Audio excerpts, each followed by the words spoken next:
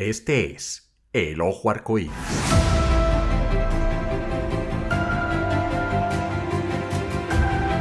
El Ojo Arcoíris es una producción de El Ojo Nuclear y es un podcast dedicado a la exploración de la literatura o del cine que aborde la problemática gay masculina.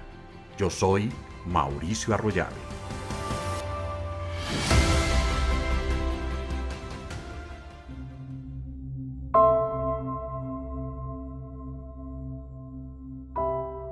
¿Recuerdas la primera vez que viste a tu primer amor? ¿Dónde estabas tú? ¿Dónde estaba él? ¿Quién se acercó primero? ¿Tienes claro cuándo o cómo fue ese instante? Una de dos. O fue un momento del que no tuviste mucha conciencia y solo un tiempo después te diste cuenta de su importancia. O fue un momento de esos en los que el mundo se detuvo por un segundo y todo lo que lo rodeaba se volvió difuso, excepto, claro, la imagen de él.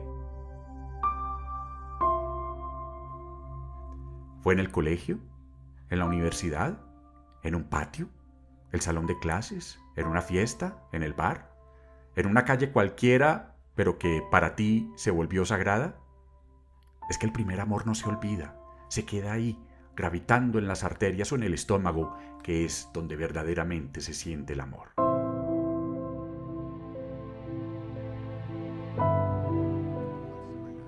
El protagonista de la novela que comentaremos hoy conoció a su primer amor en una piscina. Aristóteles, así se llama nuestro protagonista, en honor al filósofo griego, estaba chapuceando en una piscina pública. Y otro muchacho, Dante, estaba sentado al borde y veía que Aristóteles no hacía sino tragar agua. Estamos en 1987, en El Paso, Texas. Ambos tenían escasos 15 años. Entonces Dante le dijo a Aristóteles las palabras que les cambiarían la vida a ambos. Yo puedo enseñarte a nadar, le dijo. My name's Dante. Hey. My name's Aristotle. Everyone calls me Ari. Nice to meet you, Ari. I can teach you how to swim. I got you. Trust me. Esas fueron las primeras palabras entre Aristóteles y Dante, el primer encuentro de los dos. Seguramente más tarde, con los años, y eso lo digo yo y no la novela, esa piscina se volverá casi sagrada para los dos.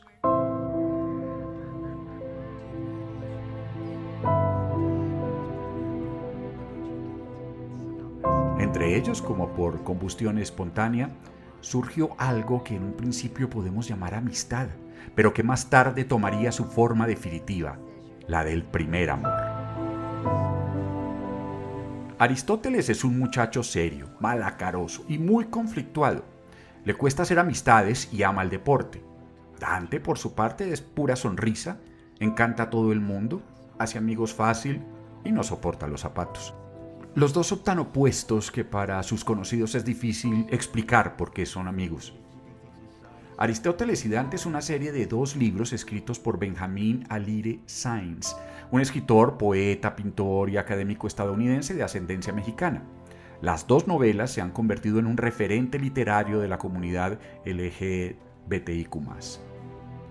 El primer libro fue publicado en inglés en 2012 y tiene 327 páginas. Se llama Aristóteles y Dante descubren los secretos del universo. El segundo fue publicado en 2001 y tiene 100 páginas más que el primero. Este segundo libro se llama Aristóteles y Dante se sumergen en las aguas del mundo. En español, ambos están editados por Planeta. La buena noticia es que se consiguen fácil en Colombia. En Bogotá, por ejemplo, yo los encontré en Tango Discos y Libros. Por cierto, la traducción me pareció bastante buena y creo que logró llevar al público hispano ese tono y los matices culturales de las familias inmigrantes de los Estados Unidos. One summer night, I fell asleep, afraid that nothing in my family would ever change, and I'll feel alone forever. Ahora, el primer libro, Aristóteles y Dante descubren los secretos del universo, fue llevado al cine y se hizo una película dirigida por Aich Alberto. Su estreno comercial fue en 2023. Pero al contrario del libro, que se consigue fácil aquí, con la película pasa otra cosa. ¿Adivinen qué? En Colombia ni nos enteramos de la película, no nos la pasaron por cine, ni está incluida en el menú de las plataformas tan pacatas que tenemos por aquí. Qué raro, ¿no? Y eso que es una película perfectamente comercial. Pero ojo que por fortuna sí se consigue alquilada o comprada en la plataforma Amazon Prime. No es gratuita para los suscriptores, pero el alquiler tampoco es que sea caro. My parents want to prevent me from becoming my brother. You have a brother? He's in jail, so we don't talk about him. I met Dante. He's really sweet. Dante's my friend. En cuanto a las novelas, es la primera vez que leo libros que tengan esa etiqueta de literatura juvenil y les confieso que me sorprendieron. Por literatura juvenil yo entendía aquellos títulos escritos primordialmente para adolescentes porque tratan temas que son de su interés. Eso es cierto, pero no del todo, porque la verdad es que son libros que pueden ser disfrutados por públicos de todas las edades, por ejemplo, gente de la tercera edad como yo. ¿Y por qué? Pues porque tocan emociones humanas universales, la búsqueda de la identidad, el deseo de pertenecer, el primer amor, el miedo al rechazo, la rebeldía frente a lo establecido, la esperanza de que el mundo pueda ser distinto, cosas así. No importa cuántos años tengamos, esas emociones siguen latiendo en nosotros, a veces más profundamente de lo que creemos. Con esas dos novelas corroboré que la literatura juvenil es una especie de espejo retrovisor emocional. Leer esas historias nos hacen revisar momentos clave en nuestra formación, a veces para sanar, otras para comprenderse mejor o simplemente para abrazar con ternura al adolescente que fuimos.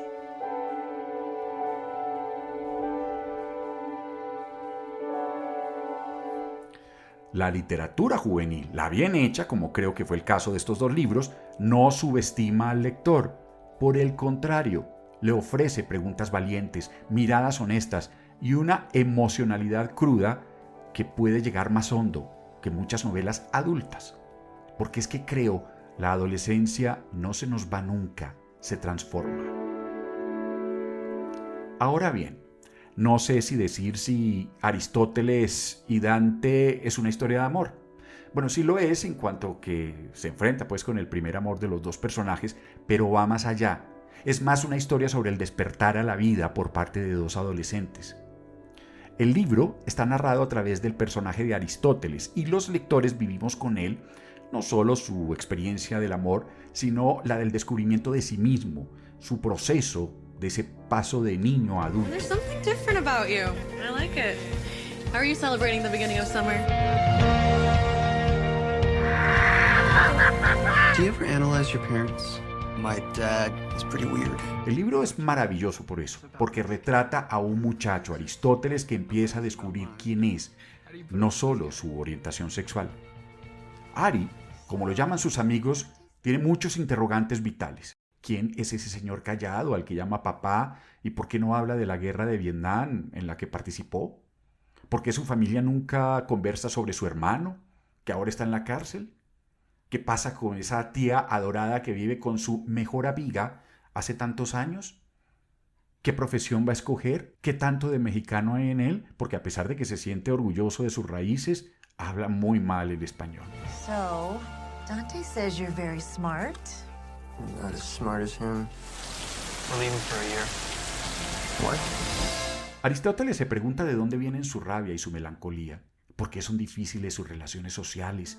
¿Qué hacer con esas compañeras de clase tan entrometidas? Esos otros estudiantes que no soporta. ¿Cómo interpretar esa necesidad que tiene por Dante? Porque a veces lo odia y porque otras veces simplemente podría dar su vida por él, literalmente. En la novela no hay pasajes eróticos, ya me hubiera gustado, sino exploraciones vitales del corazón de estos dos muchachos. En parte por eso me gustan tanto estas dos novelas, porque plantean que el amor es importante, sí, pero que también hay otras preguntas para resolver en la adolescencia y que de resolverlas depende incluso la manera como se va a afrontar el amor.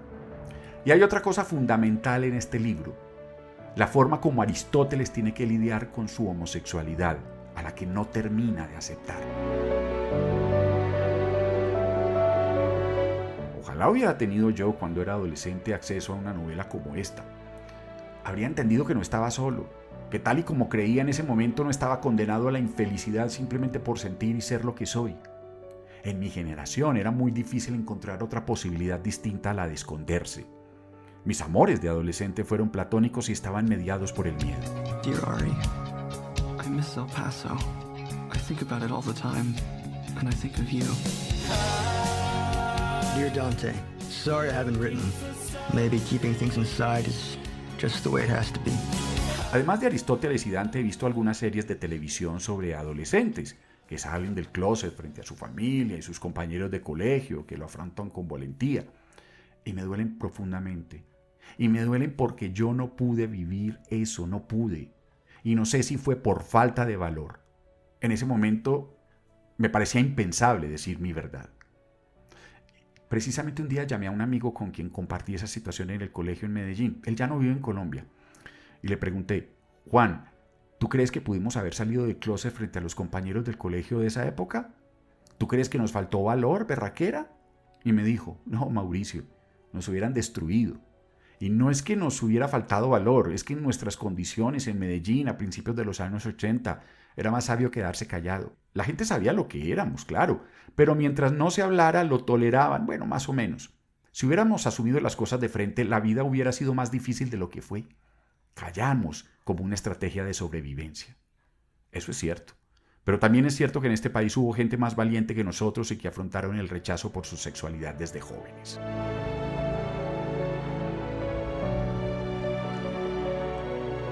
La adolescencia que cada uno de nosotros vivió tuvo unas condiciones muy particulares, aunque tengan algunos rasgos comunes con otras experiencias. Sin embargo, la brecha entre la adolescencia de las personas que nacimos en el siglo XX y las de ahora son bien distintas, especialmente por dos elementos con los que yo no lidié, bueno, ni yo, ni Aristóteles, ni Dante: las drogas y las redes sociales.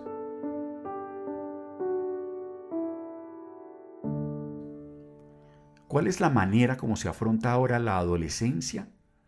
¿Qué cosas experimentan los adolescentes gays de hoy en día? ¿Qué preocupaciones los marcan? ¿Qué silencios cargan y qué sueños los mueven? ¿Qué tanto la tecnología ha cambiado la forma de definir una identidad, de enamorarse, de hacer amistades o de expresar emociones? ¿Cómo enfrentan ahora los muchachos ese acceso tan fácil a las drogas?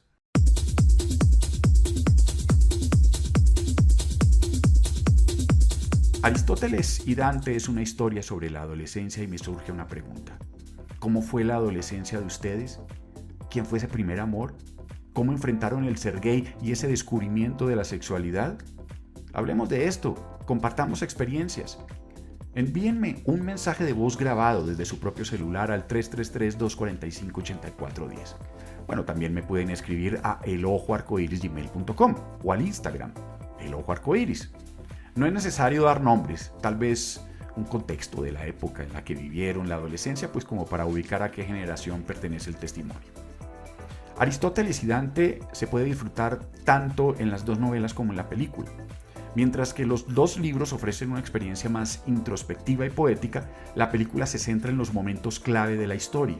Ambos formatos tienen sus méritos. El libro proporciona un nivel de detalle emocional que la película no tiene y la película pues ofrece esa celebración visual que es tan maravillosa.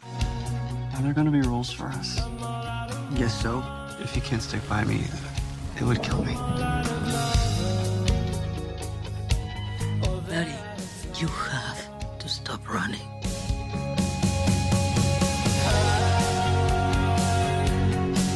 Someday, I'm gonna discover all the secrets of the universe. En el capítulo pasado hablamos de la serie Tengo que morir todas las noches, que se encuentra en la plataforma Amazon Prime. Y uno de los temas que tocábamos era el de las experiencias que tuvimos en los bares gay de nuestra juventud. El Bar 9, que es el bar protagonista de nuestra serie, fue un hito en México no solo por su fiesta, sino también por lo que significó en la escena artística y sobre todo política. Algunos oyentes de este podcast me compartieron su experiencia, pero tuve el enorme privilegio de recibir un mensaje de voz en el 333-245-8410. Un mensaje del gran Manuel Velandia. Manuel es un ícono y pionero en las luchas por los derechos gay en Colombia. Tiene mucha responsabilidad en ese goce de los derechos que hoy tenemos. Fue él quien organizó y presidió la primera marcha gay en Colombia, quien fundó, junto con León Zuleta, el movimiento de liberación homosexual. Es profesor, filósofo, poeta, sociólogo, activista, sexólogo. Tuvo que vivir el exilio porque las AUC lo amenazaron de muerte por sus luchas. Él se define a sí mismo como marica. Pues bien, me mandó este mensaje en el que hace una breve historia de las luchas LGBTI, de los abusos de los que fueron víctimas y de los bares pioneros en Bogotá y en Colombia. Memorias de la represión. Antes de que la homosexualidad dejara de ser delito en Colombia, el Código de Policía nos condenaba. Los representantes de la moral y la norma llegaban a los bares, nos detenían, nos subían a las faldas de Monserrate o La Calera. Quienes no pagábamos la multa en especie éramos desnudados, torturados con aguas escarchadas. Las mujeres trans eran sentenciadas sin juicio. Su existencia era un delito sin voz. A los hombres gay, por senderos de sombra, nos guiaban a la quinta estación. Pernoctábamos allí, abandonados al abrazo frío de la sombra, el resto de la noche. Todo un día, o quizás otra noche más, como si el tiempo pesara menos sobre cuerpos silenciados. Recuerdos que son memoria de noches en resistencia, de cuerpos perseguidos, de alas que nunca lograron cortar. Existen ciertos bares gays surgidos en los 70 bogotanos que aparecen en reconocidas novelas. El Arlequín en la calle 23 con Quinta fue uno de ellos, junto a el Farol y Django. Eran los más reconocidos lugares de encuentro. Un bar que internacionalmente tuvo la mayor fama en el siglo XX fue Piscis. Era recomendado en las más importantes guías gay del mundo.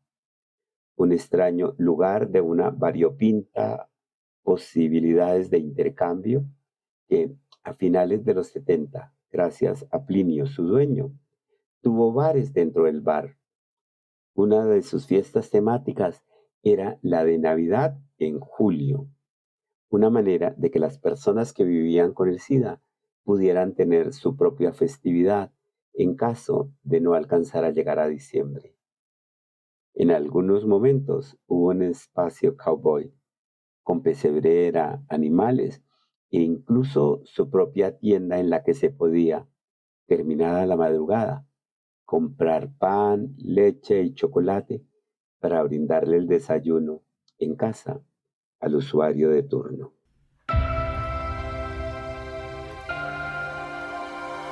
Le doy gracias a Manuel y a quienes lucharon con él. No podríamos ser lo que somos hoy sin aquellos que se atrevieron a alzar la voz, a marchar, que recibieron maltratos y manguerazos de agua fría en las noches frías bogotanas, que recibieron violaciones por parte de la policía, que reclamaron sus derechos cuando hacerlo era un acto temerario, cuando vivir abiertamente ya era una forma de resistencia.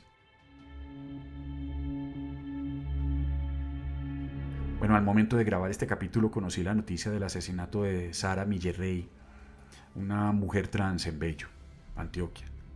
Los detalles del crimen son escalofriantes y no logro sacarlos de la cabeza.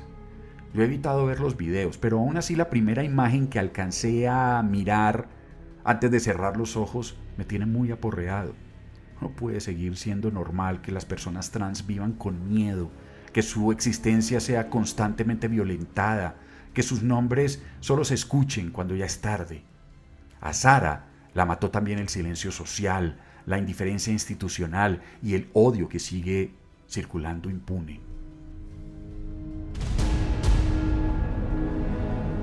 Este país le debe justicia a Sara, respeto y le debe una vida digna a todas las personas sin importar su identidad. No se nos olvida tu nombre, Sara Millerrey. Ahora nos falta que se haga justicia.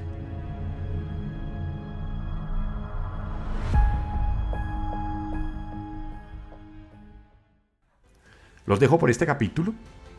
Anímate a participar con tu testimonio en un mensaje de voz al 333-245-8410. También me sería muy útil que me ayuden a divulgar el podcast, porque apenas lo estoy dando a conocer. Recuerden el correo, elojoarcoiris@gmail.com, y las cuentas de X e Instagram. Todas se llaman igual, El Ojo Arcoiris. Les mando un abrazo y gracias por acompañarme.